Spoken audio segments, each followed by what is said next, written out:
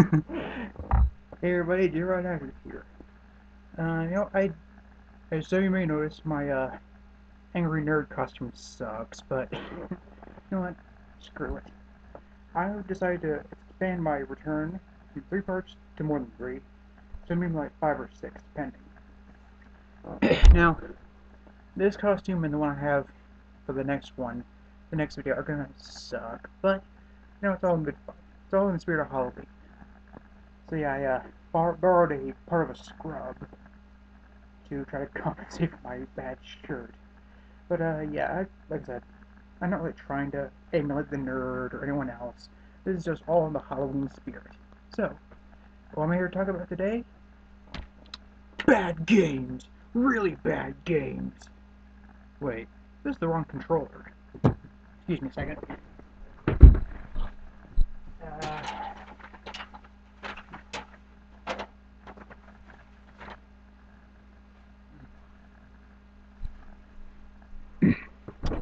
Sorry folks, it appears I've donated my Super Nintendo to science. Because that ain't here!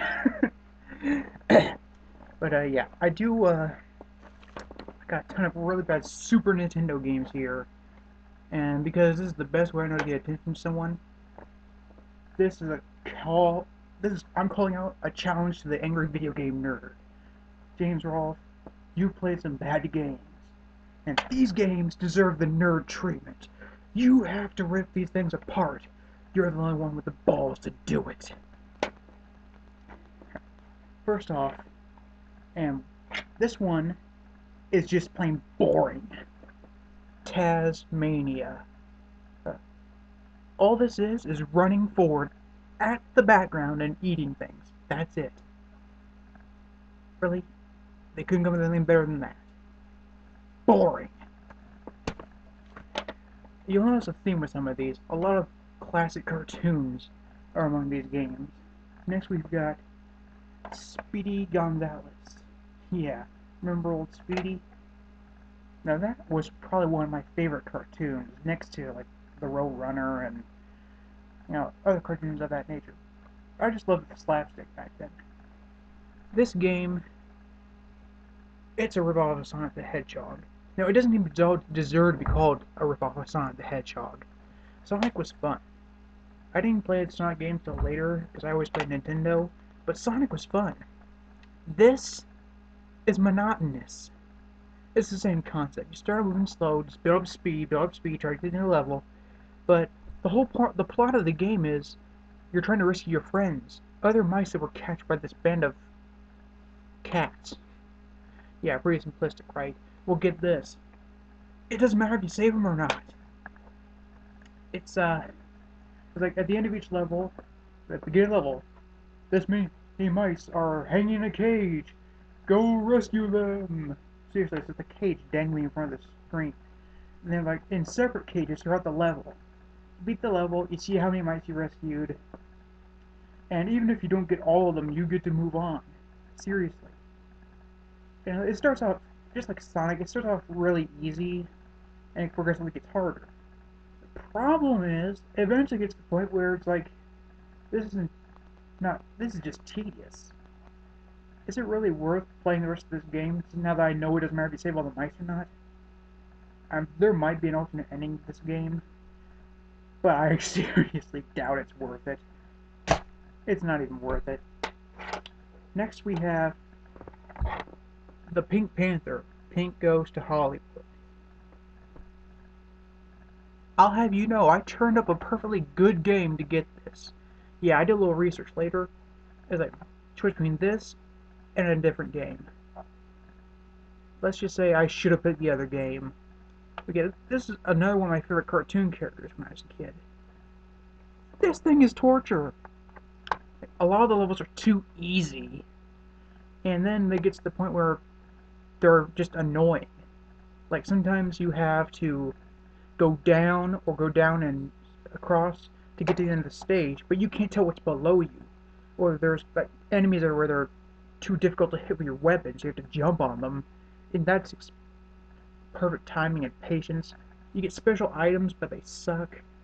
And like, it really, I'm actually such a stupid moron. I tried putting this thing in Super Nintendo again in recent years.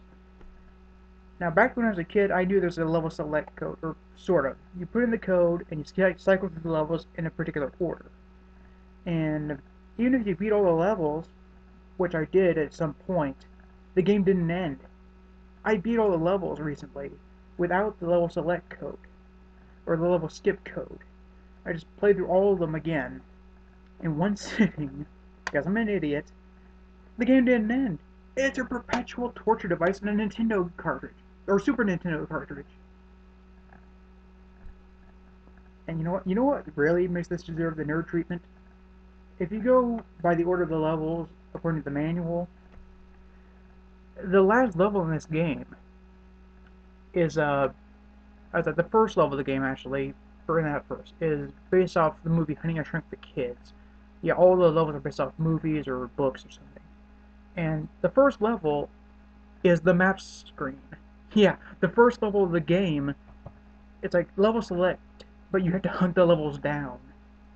Like one level enters on a bookshelf, a few levels in a row you have to get in the refrigerator, play through with that to the top, and it's like, oh, you bought our game. Well, thank you. Now you have to prove you're worthy of playing it and find the levels yourselves. You little. Sorry, I know I'm not trying to emulate the nerd on purpose. This is just playing out perfectly. Anyways, the last level of the game, it plays in the Honey I Shrunk the Kids thing. You're in a giant glass of lemonade, and it's an underwater maze level. Yeah, so it already sucks, but get this. Not only are there enemies thrown in an underwater maze level, but there's also a timer, and the most annoying hazard in the game. Straws! Yeah, like straws you drink with, and they pop up and down, up and down. And if you touch the little circle top where it opens up, it sucks you in and pulls you back to the beginning of the stage. And I'm not saying it cuts back to the first screen. No, it drags you through the straw all the way to the back, to the beginning of the maze, shoots you up, and you have to go through it again. I forced myself to play through this piece of crap again, and it wasn't worth it. The game kept going after beating through all of the levels. Even if you had the level cycle code, it doesn't matter. If this thing has an ending, I've never seen it. I don't think it exists. They forgot to program it. No, they intentionally did not program an ending for this thing because they knew they wanted to piss people off. And it worked! There's actually one other game I want to talk about that I don't have. It was a rental from when I was a kid. But I tried it a second time on an emulator. Yeah, I don't use cheat codes, I just play the games normally.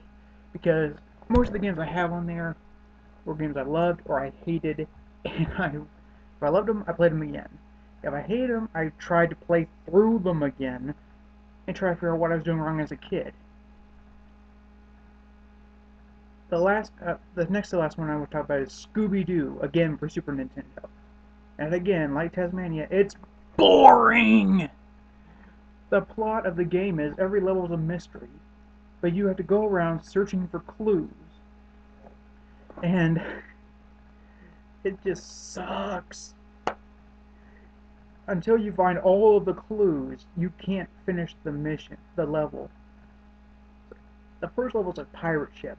You have to find specific keys to get to different parts of the ship, to find all the clues, then you have to find parts for the trap, then you have to catch the bad guy. Yeah. Sounds simple, right? It bogs it down. Like, the second level is the amusement park. With the evil clown. Ooh. And you know what's sad? I figured out who the bad guy really is, and I don't have all the clues yet. Yeah, as a kid, I never beat level 2. As a 22-year-old, I've never beat level 2. It's so boring, can't hold my attention long enough. And I swear, I've searched every square inch of that level. So either the emulator file I have is bugged and the clues are disappearing on me, or it's just so cryptic that I had to dig up an old Nintendo power that I never read to try to find the answer. Because like, you look at the clues that you find throughout that level, and they make it perfectly obvious who the guy really is. It's the ice cream man. You found an ice cream truck at the end of the amusement park. You found a shoe with ice cream on it. You found the clown mask. The clown is the ice cream man. Can't I solve the mystery now? I know who did it. But yeah, I don't have Scooby-Doo, but I played it. It sucks. It also needs nerve treatment. This last one has nothing to do with classic cartoons. Instead, it has to do with Mega Man. For the record, I friggin' love Mega Man games. You can't go wrong with the Blue Bomber. His popularity speaks for itself. Mario, I've heard from Lord Cat at thatguywithglasses.com, Mario has the most games spun off the original character. Mega Man is a close second. So Mega Man is awesome. Now sports games are also awesome. Sure, what sport you want, what sport you like varies person to person, but sports games in general tend to be very awesome. So, a Mega Man sports game. It should have been a piece of gold. Instead, it's a piece of crap. Mega Man Soccer. Yeah, take a good look at that thing. The gameplay is what you'd expect. Basically, every team in the game is made of robot masters. There are extra characters for multiplayer mode, but we're here to complain about single player mode. Yeah. The plot is actually interesting and stupid at the same time. Wily's robots attack a sports stadium. Dr. Light and his robots are watching on TV. Mega Man gets a quick upgrade and goes to the stadium to stop Wily's robots. Every player on each team is the same character. If you beat a team, a player from that team goes to your bench and you can switch them in with any position on your team. The problem is in the gameplay. And the control is decent, but if you have like 2 or 3 players around the soccer ball and none of them are in control of the ball, the computer will try to screw you over by switching control of a player you try to switch which player you're controlling. Yeah. So you'll be trying to slide into the ball to get it, and suddenly you'll jump to a different character. Or you'll be running up to the ball, another character slides closer, and you switch over to them. Also, like, it really, most of the time, the only times I've ever beaten another team, I've used a super shot in this game, which is your best bet at scoring a goal, because the goalie AI on both teams is probably better than any other player on the entire game. The goalie's got the best AI. The only really good way to score, only reliable way, use your super shot, hit the goalie to stun him, and get the ball into the goal. I've seen it done without that, but very, very rarely will it work without the super shot. And usually the game ends 2-2, and you have to do a tiebreaker round, which is 1-on-1, shoot for the goal.